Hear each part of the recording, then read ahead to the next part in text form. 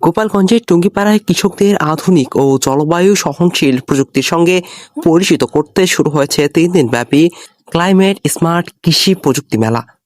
উপজেলা কৃষি সম্প্রসারণ অধিদপ্তরের উদ্যোগে আয়োজিত এই মেলায় উদ্বোধন করা হয়েছে উপজেলা পরিষদ সংলগ্ন মাঠে।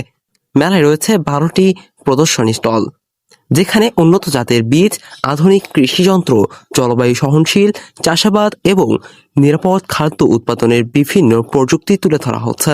আগামী 4 জুলাই পর্যন্ত চলা এই মেলায় উপজেলার 5টি ইউনিয়ন ও পৌর এলাকার শতাধিক কৃষক কৃষানি অংশগ্রহণ করেছেন।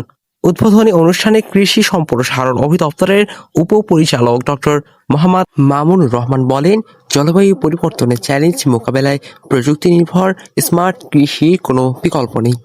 উৎপাদন বাড়ানো, ব্যয় কমানো এবং কৃষকের আয় বৃদ্ধিতে আধুনিক প্রযুক্তি সম্প্রসারণে কাজ করছে কৃষি বিভাগ।